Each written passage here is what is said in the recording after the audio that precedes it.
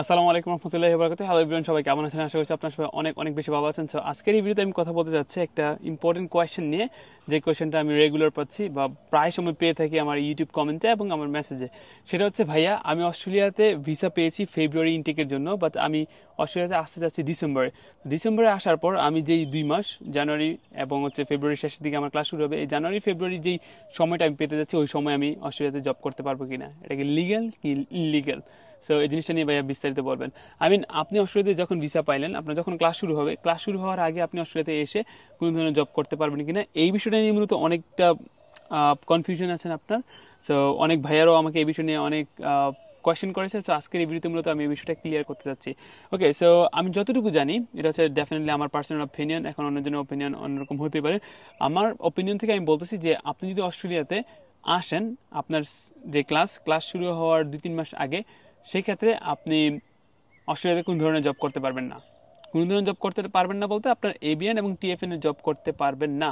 You are not allowed to do any kind of ABN and TFN job, okay, before starting your class. এটা জিনিস খেয়াল রাখবেন। তো class শুরু হওয়ার আগে আপনি এবিএন এবং টিএফএন জব করতে পারবেন না। আপনি যে কাজটা করতে পারবেন, এখানে আসার পর আপনি ক্যাশ জব করতে পারবেন। ক্যাশের পেমেন্টটা খুব কম পাবেন, এটা একটা ডিসঅ্যাডভান্টেজেস। আপনি লিগালি যে এবিএন এবং টিএফএন এর জবগুলো করতে পারবেন না অস্ট্রেলিয়াতে আসার পর, এবং উবারও করতে পারবেন না আপনি। এই জিনিসটা খেয়াল রাখবেন। হ্যাঁ, আমার মনে হয় না আপনি করতে পারবেন। এটা হচ্ছে আমার পার্সপেক্টিভ থেকে বলতেছি। আপনার ক্লাস শুরু যেদিন হবে সেই দিন থেকে আপনি সব কিছু করতে পারবেন। আপনার ভিসা স্টার্ট হবে যেই দিন থেকে, সেদিন থেকে আপনি সব কিছু করতে পারবেন। সো আপনার যেই ভিসাটা আছে, যেই টাইম থেকে শুরু হবে, যেই টাইমে এক্সপায়ার হবে, ওই টাইমের মধ্যে আপনি ক্যাশ জব এবং টিএফএন এবং এবিএন এর জবগুলো করতে পারবেন। বাট এর আগে অস্ট্রেলিয়াতে আসলে আপনি কোন ধরনের লিগ্যাল জব করতে পারবেন না, এটা হচ্ছে প্রথম কথা। এখন ক্যাশ জব যদি আপনি করেন, এখানে অনেক অনেক অসুবিধা আছে। যেমন আপনার পে রেট কম দিবে, যেখানে আপনার $21 পাওয়ার কথা সেখানে আপনাকে $15 দিবে বা $20 দিবে, বা আরও কম দিতে পারে, ডিপেন্ড করে, বা এর থেকে বেশিও দিতে পারে এখন যদি আপনি কনস্ট্রাকশন জব করেন।